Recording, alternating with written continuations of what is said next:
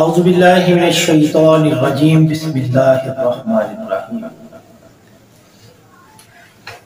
الا ان اولیاء اللہ لا خوف علیہم ولا هم یحزنون الذین آمنوا وکانوا یتقون صدق اللہ العظیم۔ السلام علیکم ناظرین، میں آپ کا ہوسٹ محمد آصف اقبال نشاہی قادری۔ آج ہم بات کریں گے حضرت علی حجویری المعروف داتا گنج بخش رحمۃ اللہ علیہ کے اقوال پر، اور کچھ نسخے ہم لیں گے کشف المجوب سے، جو آپ کی بہت ہی پیاری اور مشہور کتاب ہے، جس سے پڑھنے کے بعد لوگ کہتے ہیں اگر کسی کا مرشد نہ ہو تو وہ کشف المجوب کو پڑھے تو اللہ تعالیٰ اسے کامل مرشد عطا فرما دیتا ہے۔ یہ اس کتاب کی برکت ہے۔ پروگرام کا باقاعدہ آغاز کرنے سے پہلے اپنے مہمان جناب قاری محمد بلال نقشبندی فاروقی صاحب سے آپ کا تعارف کروانا چاہتا ہوں۔ جی جناب، کیسے ہیں آپ؟ میں ٹھیک ٹھاک، آپ کیسے ہیں؟ جی اللہ کا شکر۔ جی قاری صاحب کی موجودگی سے فائدہ اٹھاتے ہوئے ان سے گزارش کروں گا کہ اللہ تعالیٰ کی لارائب کتاب کی تلاوت فرما کر ہمارے دلوں کو منور فرمائے۔ جی قاری صاحب۔ اعوذ باللہ من الشیطان الرجیم، بسم اللہ الرحمن الرحیم،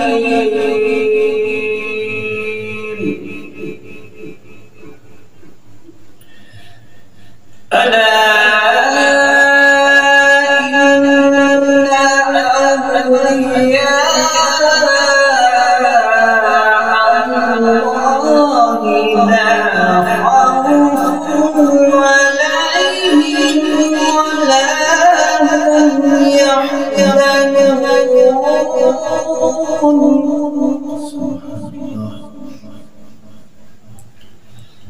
الذين آمنوا وكانوا يتقون لهم البشرى في الحياة الدنيا وفي الآخرة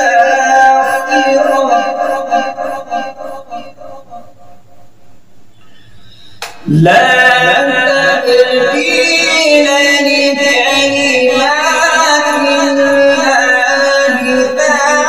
ذلك هو الفوز العظيم۔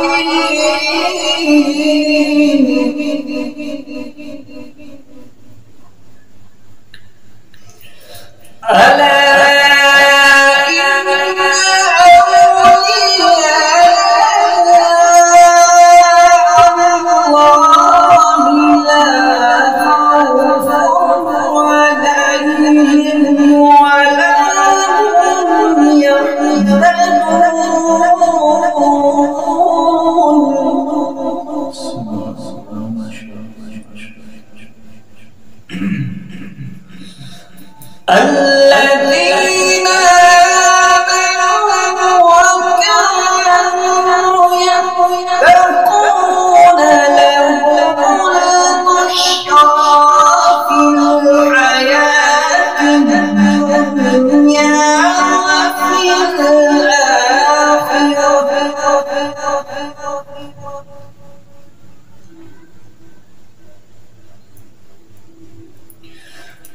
لا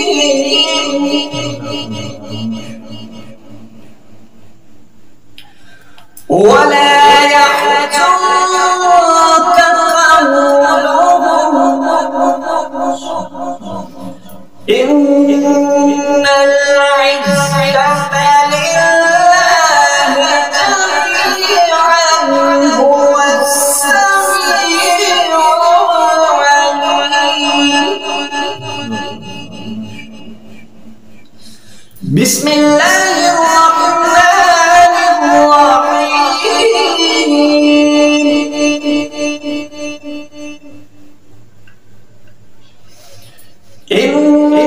اِنَّا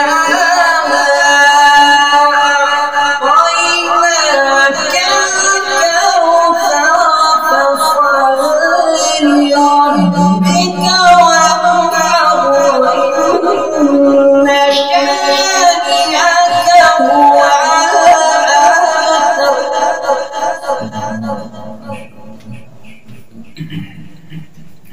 الله الرحمن الرحيم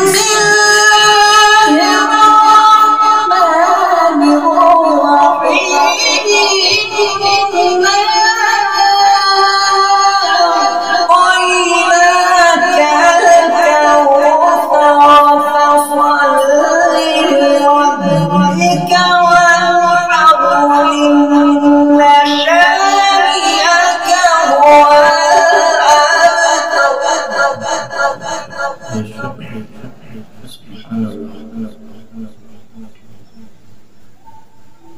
فصل لربك وانحر إن شانئك هو الأبتر صدق الله العظيم جزاک اللہ ماشاءاللہ.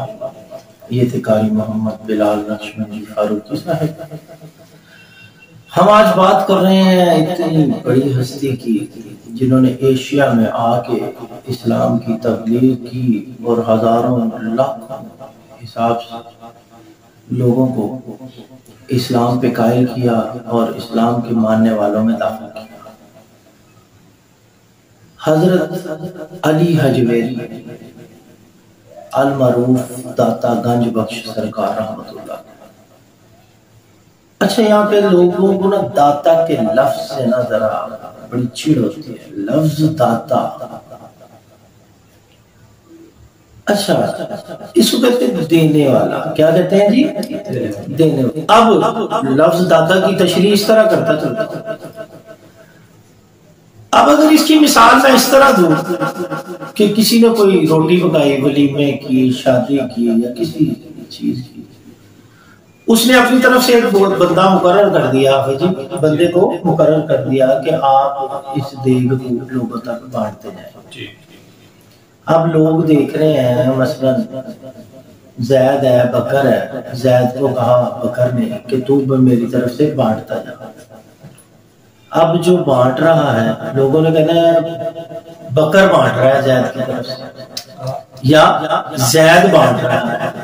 اب لوگوں نے کس کو دیکھا؟ جس نے بانٹا ہے. جس نے کوئی کہے گا کون بانٹ رہا ہے، کون روٹی تقسیم کر رہا تھا، تو آپ کیا کہیں گے؟ زید کی طرف سے بکر بانٹ رہا تھا. یا آپ سیدھا سا شارٹ سا جواب دیں گے کہ جی بکر بانٹ رہا تھا. سمجھ آ گئی؟ اب مالک نے جو روٹی پکانے والا تھا اس نے اس بندے کو اختیار دیا تو جس کو چاہے دے، جس کو چاہے نہ دے. ٹھیک ہو گیا؟ اب اللہ نے اپنے محبوب کو اختیار دیا کہ محبوبہ جس کو مرضی عطا کر دے. محبوب نے اختیار دیا من کنت مولا فہذا علی مولا. جس کا میں مولا اس کا علی مولا. سمجھ یوں آئی افسر. اب دیگ والا جو تھا نا بانٹنے والا، وہ مالک حقیقی کی جگہ نہیں لے سکتا، وہ صرف بانٹنے والا ہے.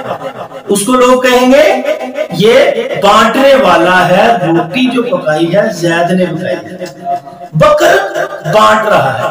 سمجھانے کے لیے نا ان لوگوں کو جو کہتے ہیں کہ یہ کیا ہوا. اب داتا کو جس نے داتا بنایا اس نے کہا تو بانٹتا جا. تو بانٹنے کی وجہ سے اب داتا بن. داتا کہتے ہیں دینے والے.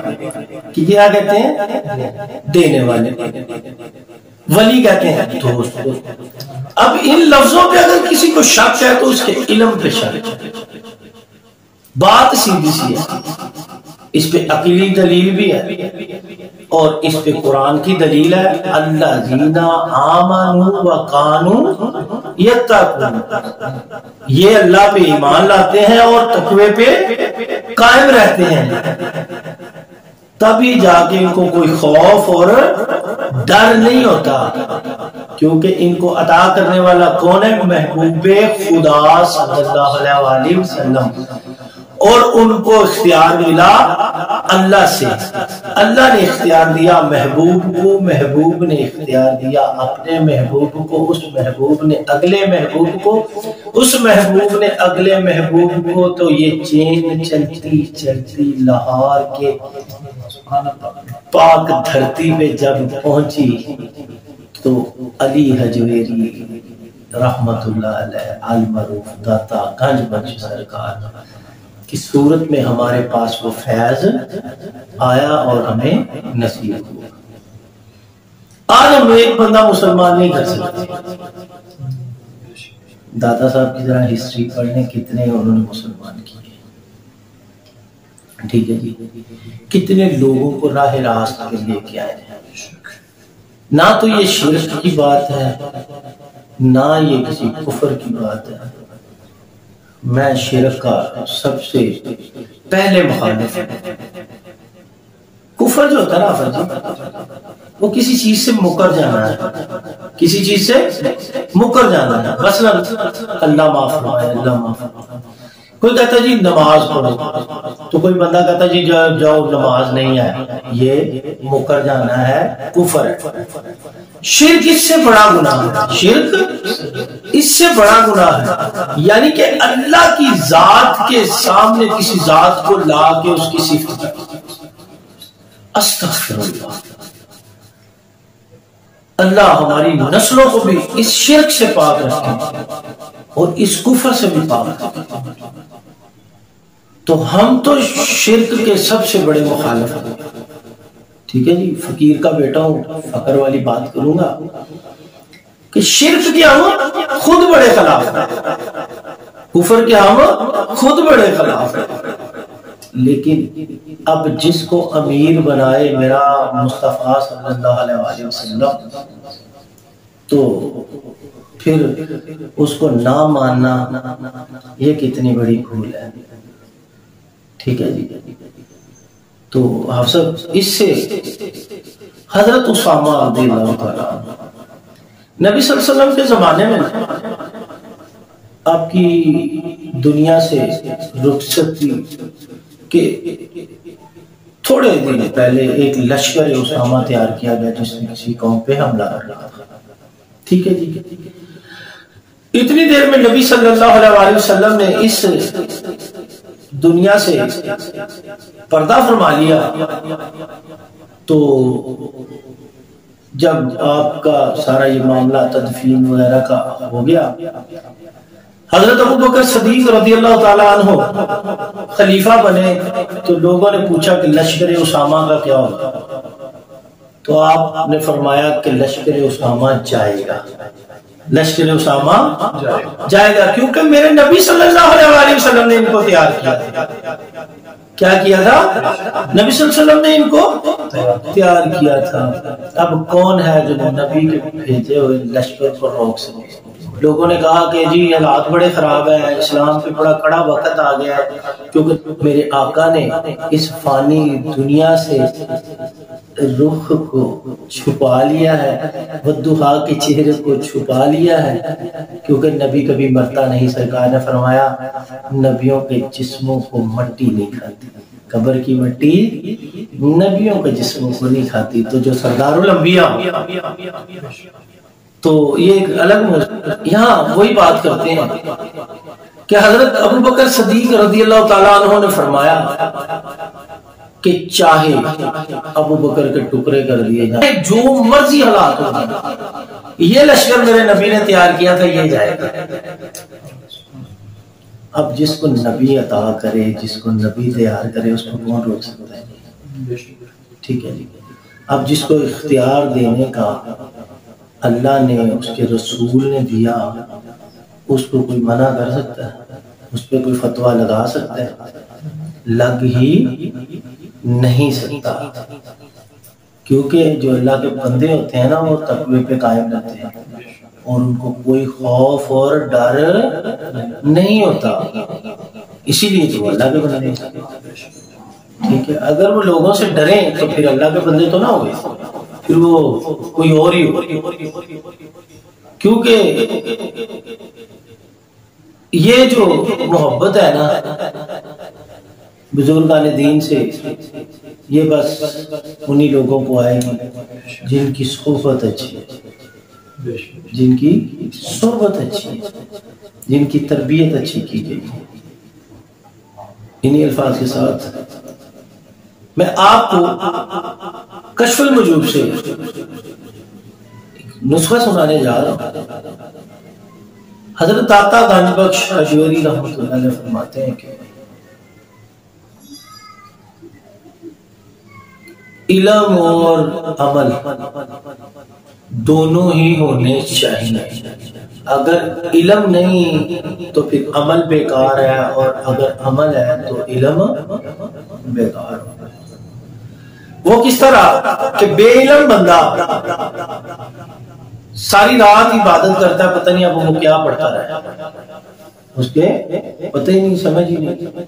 اس کے بعد ایک علم والا ہے، نماز کے لیے اذان ہو گئی، اب وہ نماز کے لیے نہیں گیا تو اس کا علم بیکار ہو گیا۔ یہ دونوں جزو ہیں، یہ دونوں جز ہیں، ان کی کمپیٹیبلٹی ہے، یہ دونوں ایک دوسرے کے لیے لازم ہے، علم کا ہونا اور عمل کا ہونا۔ کسی نے خواجہ جنید بغدادی رحمۃ اللہ علیہ سے پوچھا، سر آپ نے زندگی کو کیسے پایا؟ تو آپ نے فرمایا جتنا مجھے علم تھا میں اس پہ عمل نہیں کر سکتا۔ بس انہی الفاظ کے ساتھ آپ سے اجازت چاہوں گا۔ اللہ ہم سب کا حامی و ناصر ہو۔ اللہ حافظ۔